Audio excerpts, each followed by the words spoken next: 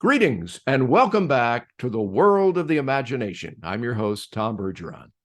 Each month, the Hollywood Radio Players, HRP, generously loan a first look episode from their anthology series of radio plays to the Motion Picture and Television Fund, MPTF. Remember all these initials.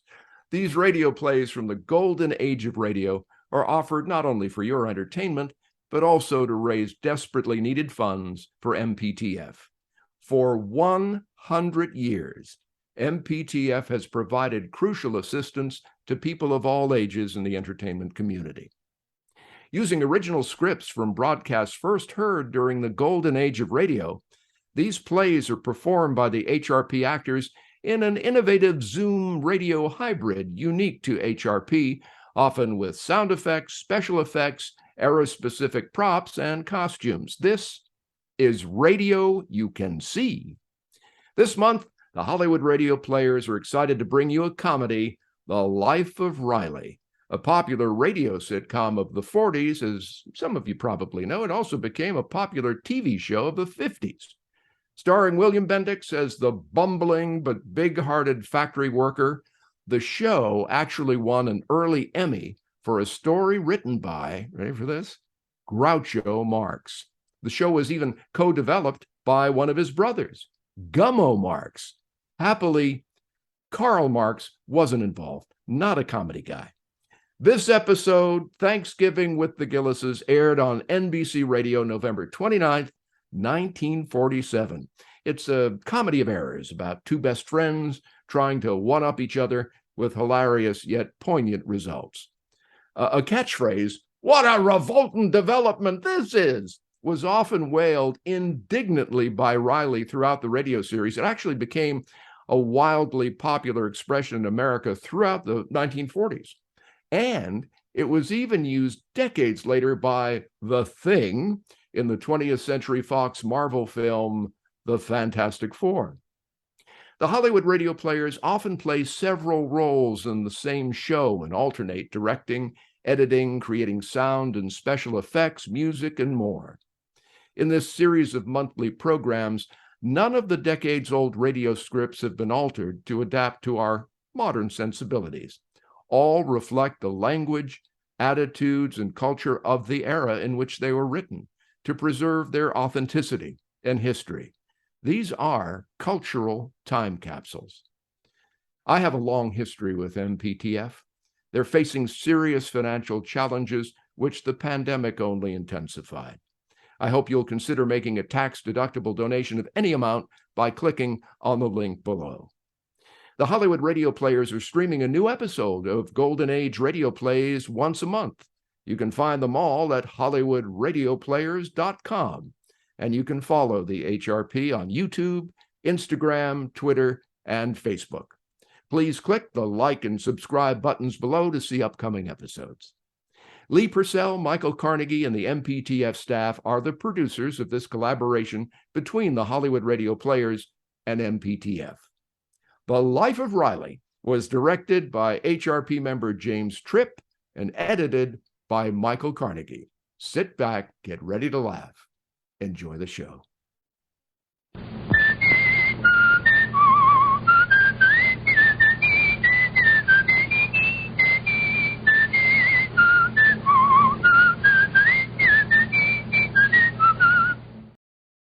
Prell brings you The Life of Riley with Michael Carnegie as Riley.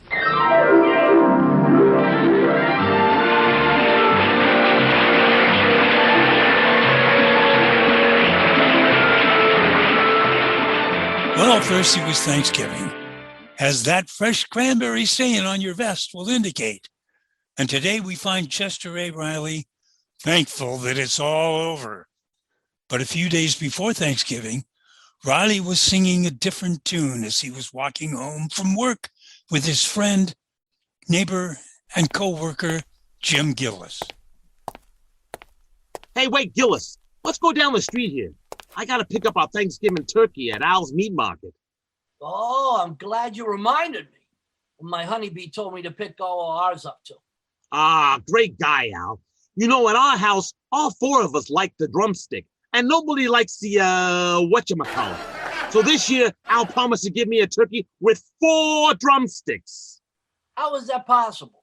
1 turkey with 4 drumsticks? Yeah, well, with Al, it's easy. Some other customer will get a turkey with no drumsticks and 2 whatchamacallits. I love Thanksgiving, Gillis. Yeah, me too. It's nice to stay home and bask on the bosom of the family. Yeah, we're pretty lucky compared to the other guys. We got something to be thankful for. After all, we got our health. Yeah, that's something to be thankful for. We each got fine kids, and we're married to 2 fine, plain, home-loving girls. Yeah, that's something to be thankful for. Gillis, we might have married a couple of flashy dames just for their looks. You know the type. Those luscious blondes with those gorgeous figures. But we didn't. That's something to be thankful for. And that ain't all. I'm thankful for the good friends I got, like you, Gillis. I couldn't ask for no better friend than you. You're wonderful. I love you too, Riley. I feel like we're, more than just friends. We're brothers. Oh, we're more than brothers. We're sisters. Under the skin. I'll never forget what you did that time our house burned down and we had no place to live. What did I do? So I let your family live in my house for a couple of weeks. Any noble type person would have did the same. Yeah, but you only charge us $4 a day, the ceiling price. Well, one good turn deserves another. I was just paying you back for that time 5 years ago when I needed that blood transfusion to save my life. I'll never forget how you offered your blood. I would nothing. I just called out the blood bank and told them to give you a pint out of the quart I gave them. I know, Riley, but it ain't your blood. It's the thought behind it. Gillis, I got an idea. Why don't you and the family have Thanksgiving dinner at our house? We'll all give thanks together. Hey, that's a superb idea. I'll bring over our turkey and all the trimmings. Great. Oh, boy. What the Thanksgiving we'll have. 2 turkeys, 2 dishes of cranberry sauce, 2 boats of gravy, 2 pumpkin pies, 2 big cigars to smoke after dinner. And 2 wives to do the dirty dishes.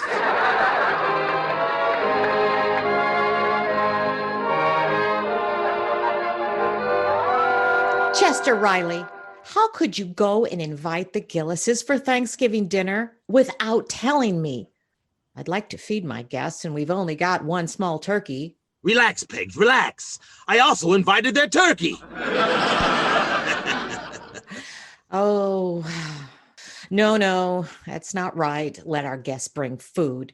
Now, we'll buy another turkey. Dumpling, it's real holiday spirit. When we sit down to eat, it won't be their food or our food. It'll be all for one and everyone for himself. We'll have fun. Well, I don't mind Mr. Gillis, but Mrs. Gillis is an awful pill. Now, see here, Babs. You're talking about my best friend's wife. Honeybee Gillis is not a pill. Pop's right. She's long and skinny. She's more like a capsule. Junior. You watch that fresh talk, Junior. You ain't getting so big that I can't get your mother to spank you. I'm sorry, Pop, but that Egbert Gillis is murder. And when he sits down to the table, he eats like a wolf. I said stop it. Just remember, the wolf happens to be the cub of my best friend. Now it's all settled. The Gillises are coming to dinner. My head's made up.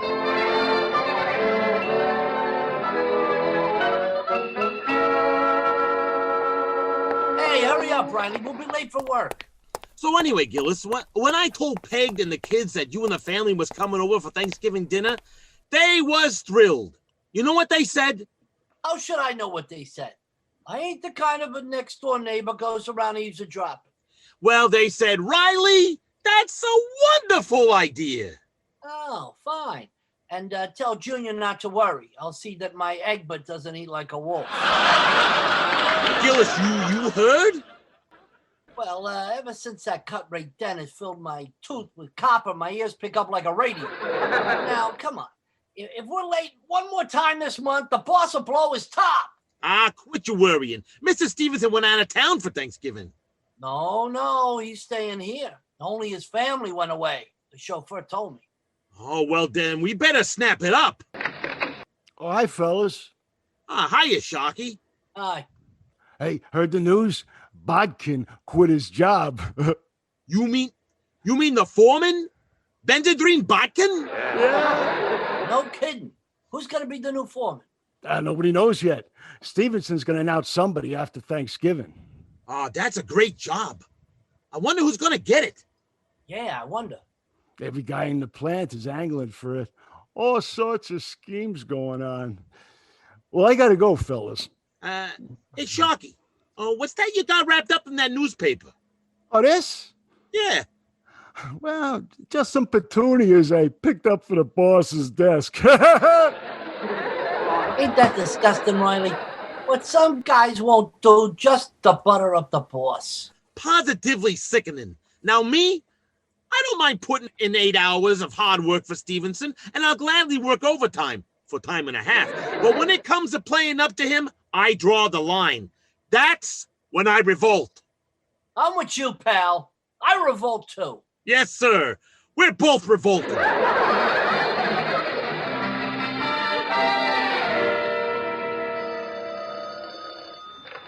Hello, Stevenson speaking.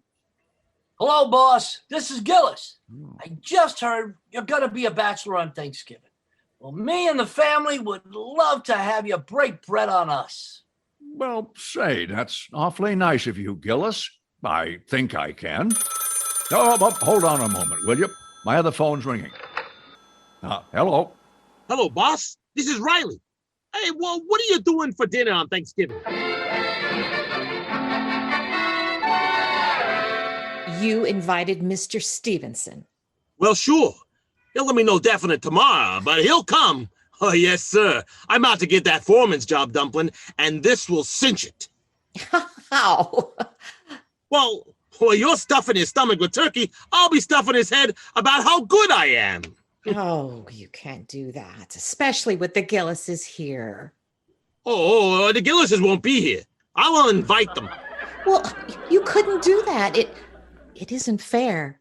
Yeah, I know. It's kind of a double cross, but this may be the break of a lifetime, and after all, I'm not double crossing just anybody. I'm doing it to my best friend.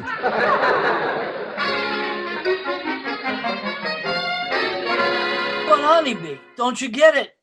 I invite the big boss here to dinner. I get in good with him, and the next day, I'm foreman. But you promised to go to the Rileys. I'll get out of that pooch face. This is a crucial thing.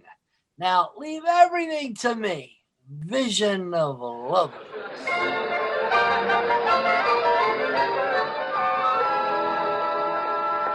Hey, Riley. Oh, hiya, Gillis. I was just coming over to see you, pal. I was just coming over to see you, Riley, my friend. Oh, listen, chum. About this joint Thanksgiving dinner over at my joint, I was thinking. That's funny, Riley. So was I. Yeah? I thought maybe we ought to call it off. Oh, you was? Yeah, you see, Gillis, I figured the best way to keep a friendship going is to not to get too friendly. You got a good point there in your head. In fact, it's very dangerous to get together Thanksgiving. I can see just what's going to happen. You'll come over with your wife and Egbert and your turkey, and there's me and my wife and kids and our turkey, and it's very crowded. Where am I sitting? On the piano stool. Very uncomfortable.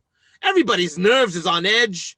And first thing you know, my junior says to your Egbert, "Hey, Egghead, don't eat like a wolf." Yeah, and then my Egbert takes a poke at your junior and gives him a bloody nose. Right. And then my wife comes in and takes one look at Junior and yells, "Junior, wipe that cranberry sauce off of your face." But then she finds out what happened, so she turns on my honeybee. That's right. And Peg says, "Really, honeybee? You might want to teach that brat of yours some manners." And then naturally, your honeybee turns on my Peg. Well, naturally. And she tells your wife off for good. And then I gotta stick up for Peg, so I say, "Pipe down, honeybee. You're nothing but a pill." And that gets you sore, Gillis. Why? Wait, that's what I always say. I'm burning up. So I say, "See here, Riley. I'm the only one who can insult my wife." And then I pick up a turkey leg and throw it at you. Oh, and then I throw a whatchamacallit at you. Right in the eye, I get it. So I say to you, Listen, you big baboon! Who's a big baboon, Gillis, I says? You are, you weasel, I say. Well, if that's the way you feel, beat it. Go on, take your wife and your kid and your turkey and your stuffing. Okay, I'm going. You know, if that's the way it's going to be, Riley, we better call this dinner off. Yeah, I agree with you, Gillis. Well, so long, pal. So long, chum. Happy Thanksgiving.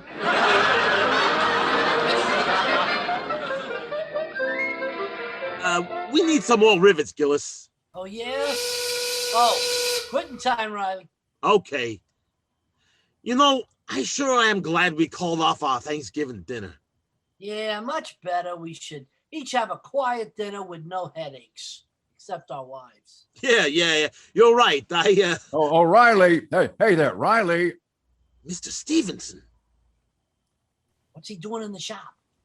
Riley, I want to thank you again for your invitation for that Thanksgiving dinner. Why, you double-crossing snake? Oh, and Gillis, I want to thank you for your invitation. Gillis, why, you're a bigger snake than I am. Oh, what's the trouble, boys? So that's why you wanted to get out of our joint dinner. Well, what about you? Wait a minute, boys, wait a minute. Were you planning to have Thanksgiving dinner together? Well, yes, only That's fine. That solves everything. I can accept both of your invitations at the same time. So go right ahead with your original plans and count me in. I'll see you tomorrow at 3. What a revolting development this is.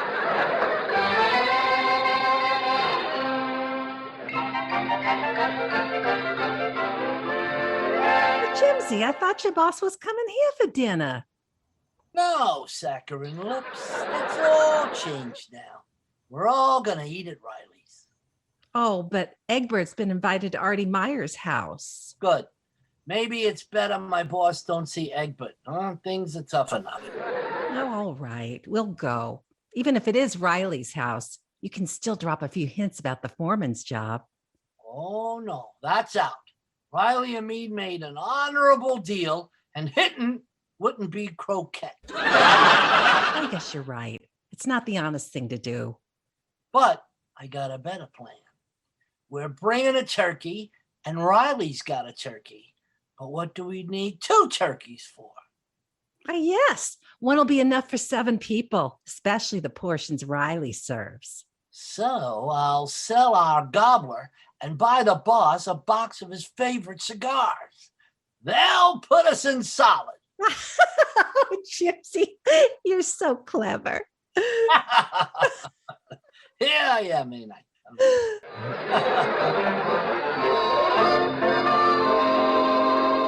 But dumpling is so simple.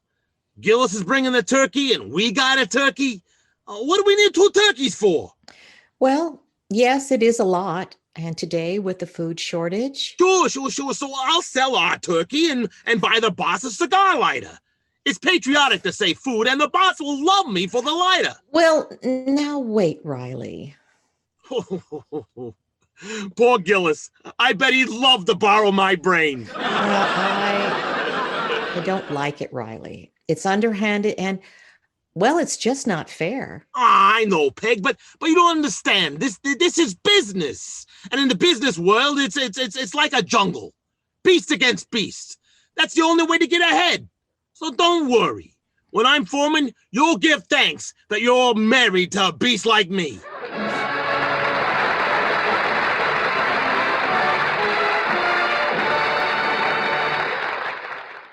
We'll hear the second act of The Life of Riley in a moment.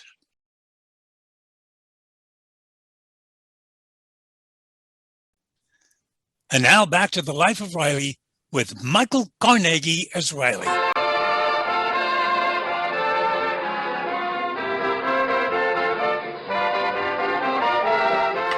Well, I got the table all set. It looks beautiful, Babs. Hey, where's the carving knife? Here it is, Pop. I wonder if it's sharp enough. Junior, bend your head down. Riley, heaven's sakes. Oh, well, don't get excited. I just wanted one hair. Now, who left the door open like that? Oh, shut that. No. Leave it open. Why, Daddy? Well, Gillis' hands will be so full carrying his turkey, he won't be able to ring the bell. Oh, don't be silly. Shut the door, Babs. Say, I almost forgot. The champagne. Where's the champagne? Oh, here, Daddy. Junior, empty the ashes out of that bucket and fill it with ice. I'll put the champagne in it. I want the boss to have everything like he has it at home. Oh, this champagne's great stuff. Imported from San Diego. Oh, that must be the Gillises. Happy Thanksgiving, folks. Ah, Mr. Gillis, how are you? Hello, Mr. Gillis. Come on in, Gillis, old pal. I hope you brought your appetite. Don't worry, Riley. I'll gorge up my quota of victuals. Hello, Mr. Gillis. Hi. Gillis, you're alone? Oh, no. Honeybee went into your kitchen. Through the... Oh, naturally. Boy, that turkey smells delicious. Oh, yeah. I smell it, too. That aroma sure has wonderful odor. Oh, I don't smell any turkey. Well, Peg, where's your nose? Why, the air is reeking with it. It certainly is. Hey. Pardon me while I drool. Well, I'd better give Honeybee a hand in the kitchen. Oh, there's Mr. Stevenson. Now remember, Gillis, no hinting about the job. Not a word. Happy Thanksgiving, everybody. Oh, hello, Mr. Stevenson. Come in. Hiya, boss. Hi there, Chief. Well, hello there, Junior and Barbara. Mr. Stevenson, how are you? Hello, let me take your coat. Oh, why, thank you, Barbara. Here, sit down, boss. Make yourself at home in my chair. What Gillis means is make yourself at home in my chair, in my home. Well, you know, I hope I'm not too early, Riley. Nah, you're just in time. We're all waiting for you, including the turkey. Turkey. Yes, turkey. Just the thought of it makes my mouth water. Riley, give the boss a blotter. Well, shall we sit down, Peg, huh? Yes, dear. I'm ready. Oh, hello there, everybody. Oh, hello, Mrs. Gillis. Hello, Honeybee. Oh, Mr. Stevenson, charmed, simply charmed. And it's a pleasure to see you, Mrs. Gillis. Well, shall we sit down, Honeybee? Yes, by all means, darling. Well, let's see. You sit here, Mr. Stevenson, and Right, and thank you. Good, thank you. And let me see now, Honeybee and Mr. Gillis sit there, and Riley, you sit here. Yeah. And Babs and Junior over there. Yeah, here, Mr. Stevenson. Here, Mr. Stevenson. You do the carving. Oh, no, I couldn't, Riley. Oh, go on. You're good at cutting salaries. Try it on a turkey.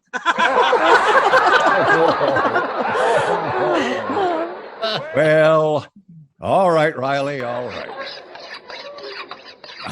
Well, I'm all set.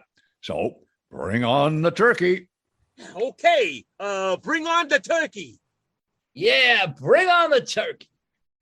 All right, Honeybee, bring on the turkey. Certainly. Where is it, Peggy dear?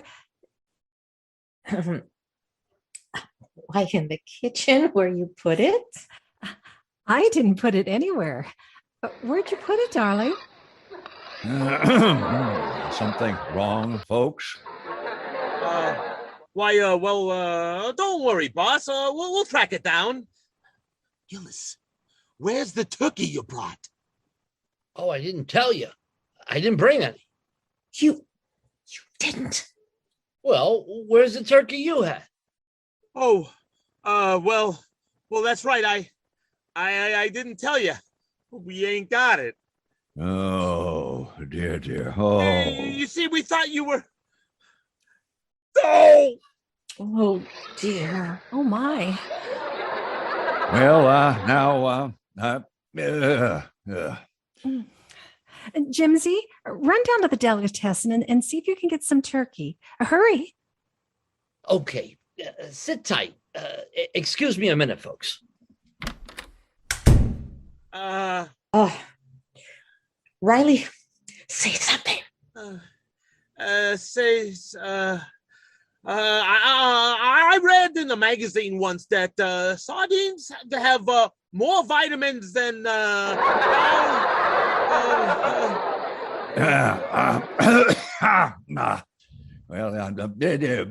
how's school coming, Junior? Fine, Mr. Stevenson. That's good. Well, nice weather for Thanksgiving, isn't it? Yes. I wonder. I wonder how Cornell will make out against Penn. I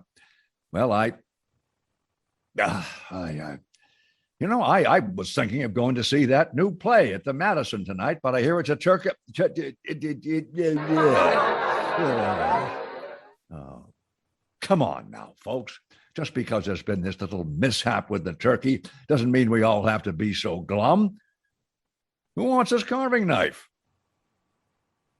Well, you can't imagine how embarrassed I am, Mr. Stevenson. Well, please don't be. Worse things can happen. Yeah, the boss is right. Why, if somebody walked in now and saw us sitting here like this, they'd think we's at a funeral. Speak for yourself, John. Digger, it's you. Yes, it is I, Digby Odell, the friendly undertaker. You're looking fine. Very hungry. Why didn't you ring the bell, Digger? Oh, I came in through the kitchen. I had a little errand. This is my boss, Mr. Carl Stevenson. Boss, Digger Odell. How do you do? Carl Stevenson. Well, as I live and breathe, if you'll pardon the expression. Glad to know you, sir. One of my dearest cronies was your late uncle, Rufus Q. Stevenson, the pawnbroker. Oh, yes. Good old Uncle Roof. A fine man. He once helped me out of a hole. I've always regretted that I couldn't do the same for him. We're almost gonna have a little Thanksgiving dinner, Digger. Thanksgiving, my favorite holiday.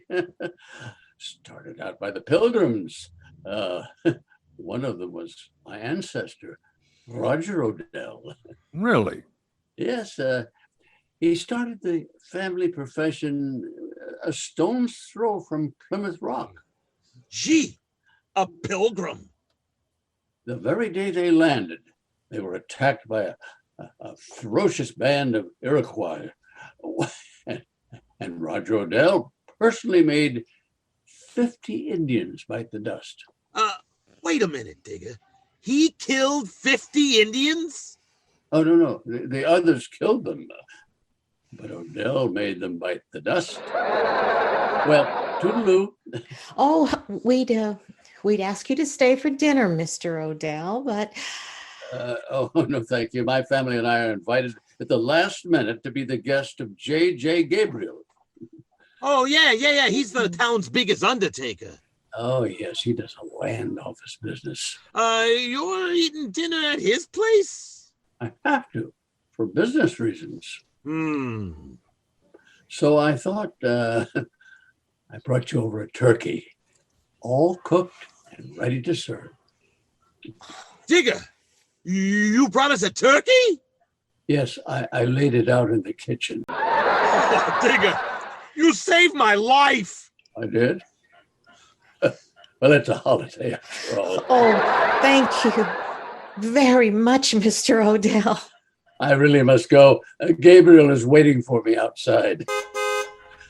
Oh, that's his horn now. That's Gabriel. And you know me. when Gabriel blows his horn, I come a-running. But cheerio, I must be shoveling off.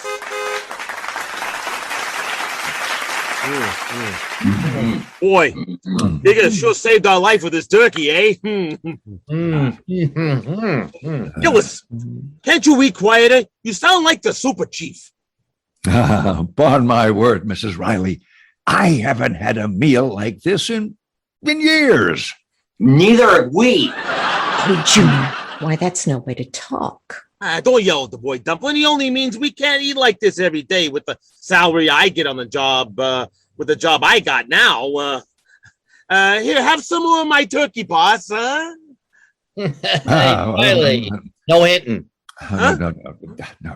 Here, boss, have one of my radishes. No, really, I'm Oh, sure hey, that- how about a little more pie? Here, take mine. No, take mine.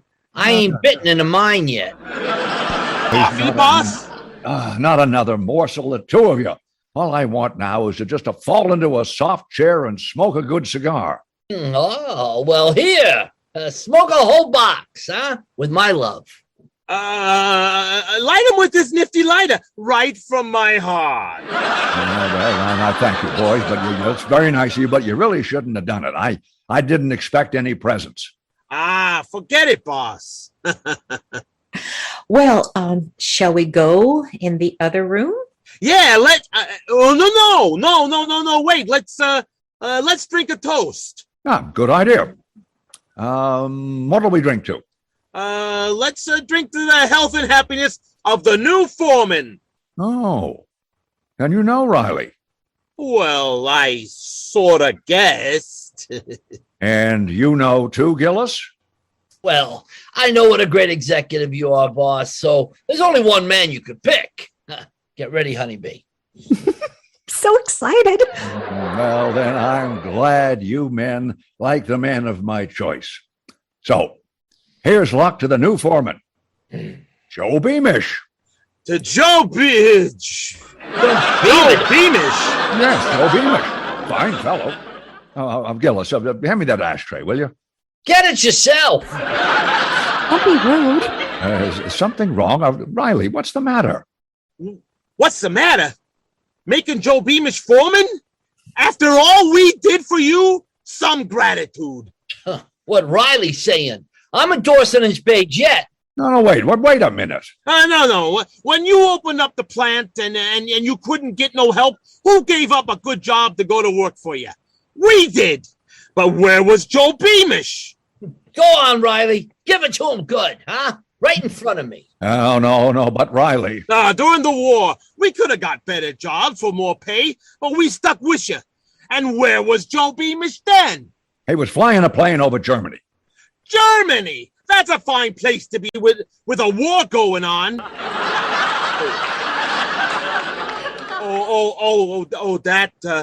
That Joe Beamish, the one who was wounded. Yes, and he's out of the hospital now. And he uses that artificial leg just fine. Besides that, he has seniority. And he is a fine worker. Well, you couldn't have picked a better man, boss. Sorry if I disappointed you fellows. Oh, you didn't, Mr. Stevenson. What Riley says, I agree with it.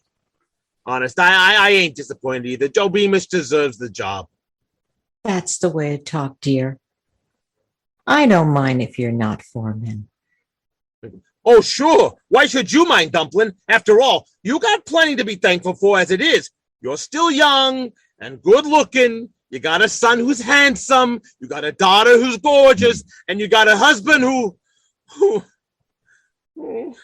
if there's any more of that turkey left, I'll have the whatchamacallit.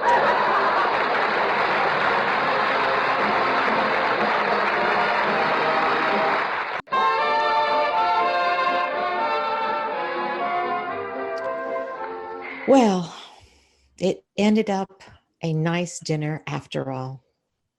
Didn't it, honeybee? Oh, simply scrumptious. And even if we ain't foreman, we're still friends. Hey, Riley, through thick and thin. Yes, sir, Gillis. And believe me, They don't come any thicker than us.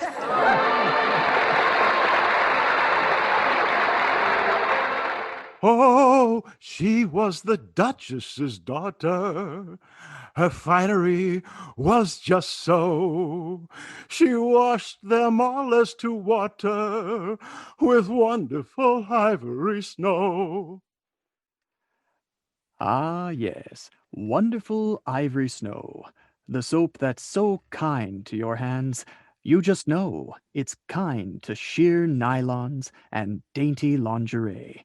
And your hands will tell you why Ivory Snow keeps lovely washables lovely longer. Prove it. This week, wash your dishes with Ivory Snow. When you see how it pampers your hands, you'll really know it's extra kind to fine fabrics. There's no other soap like it. Ivory Snow's the only soap, both ivory mild and in granulated form. Make suds instantly in lukewarm, even in cool water. Your hands will tell you why Ivory Snow keeps pretty lingerie and other nice things lovely longer.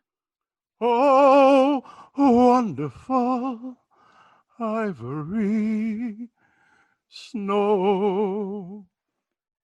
SNOW. Procter & Gamble invites you to join us again next week to hear The Life of Riley with Michael Carnegie as Riley.